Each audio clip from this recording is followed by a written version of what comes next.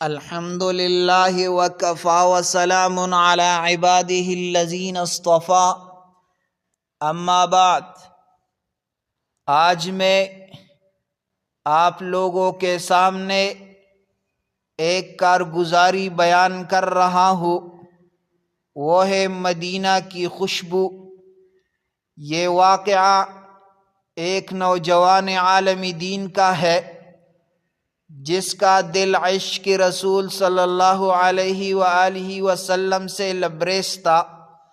برسوں سے وہ یہ خواب دیکھتا تھا کہ کبھی مدینہ منورہ جائے، وہاں کے ذروں سے اپنا دامن بھرے اور روضہ رسول صلی اللہ علیہ وآلہ وسلم کے سامنے کھڑا ہو کر درود و سلام پیش کرے۔ آخر ایک دن اس کی یہ آرزو پوری ہونے لگی۔ جب وہ سفر کے لیے روانہ ہوا تو زبان پر صرف ایک ہی جملہ تھا، اللہ بس مدینہ پہنچا دے، باقی سب تیرا کرم ہوگا۔ راستہ طویل تھا، گرمی شدید، مگر دل میں عشق کا دریا موجزن تھا۔ ہر لمحہ زبان پر درود شریف جاری تھا۔ وہ چلتے چلتے کبھی مسکراتا، کبھی روتا، کبھی دل سے پکار اٹھتا، یا رسول اللہ، میں آ رہا ہوں، اپنے غلام کو مدینہ بلایا جائے۔ جب طویل سفر کے بعد وہ پہلی بار مدینہ منورہ کے قریب پہنچا تو دور سے ہی گنبد خضرا کی مینار دکھائی دینے لگی۔ ایک لمحے کے لیے اس کے قدم رک گئے، زبان بند ہو گئی اور آنکھوں سے آنسو کا سیلاب جاری ہو گیا۔ اس نے کانپتی ہوئی آواز میں کہا، یا اللہ، یہی وہ زمین ہے جہاں تیرے محبوب صلی اللہ علیہ وسلم نے قدم رکھے، یہی وہ فضا ہے جس میں وحی نازل ہوئی، یہی وہ در و دیوار ہے جنہوں نے حضور صلی اللہ علیہ وسلم کی خوشبو سمیٹی۔ جب وہ مدینہ منورہ میں داخل ہوا تو وہاں کی خوشبو میں ایک عجیب کیفیت تھی۔ دل نرم پڑ گیا، زبان سے بے اختیار نکلا، السلام علیکم یا رسول اللہ۔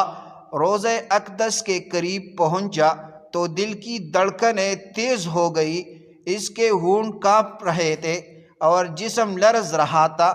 جب اس نے درود و سلام عرض کیا تو محسوس ہوا جیسے دل کے اندر ایک نوری روشنی اتر گئی ہو۔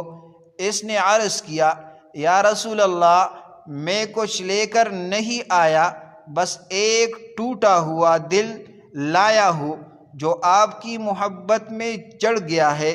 اس لمحے وہ ایسی کیفیت میں ڈوب گیا جو الفاظ سے بیان نہیں ہو سکتی۔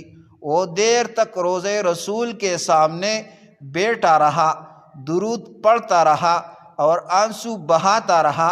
وہ بولا، اگر دنیا کی تمام لذتیں ایک طرف رکھ دی جائے اور مدینہ کی ایک ساعت دوسری طرف، تو میں مدینہ کی اس ساعت کو ترجیح دوں گا۔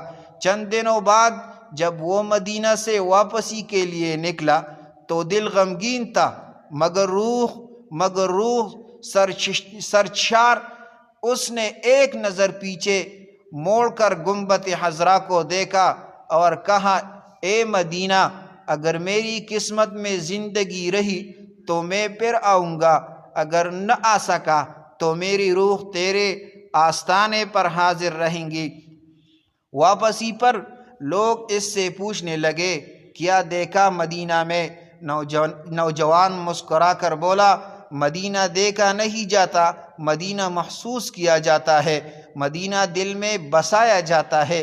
اس دن کے بعد اس کی زندگی بدل گئی، چہرے پر ایک نور، باتوں میں نرمی، دل میں سکون۔ اس نے اپنی زندگی کا مقصد یہی بنا لیا کہ جہاں جائے وہاں سنت رسول کی خوشبو پھیلائے۔ تو اس سے یہ سبق ملا، مدینہ کی خوشبو صرف وہاں جانے سے نہیں بلکہ دل میں محبت رسول صلی اللہ علیہ وسلم زندہ رکھنے سے حاصل ہوتی ہے۔ جو اپنے دل کو حضور صلی اللہ علیہ وسلم کی اطاعت سے معطر کر لے، اس کا ہر دن مدینہ بن جاتا ہے۔ تو آپ لوگ یہ کارگزاری خود بھی سن لیں اور دوسروں کے ساتھ شیئر کریں۔ جزاکم اللہ احسن الجزا۔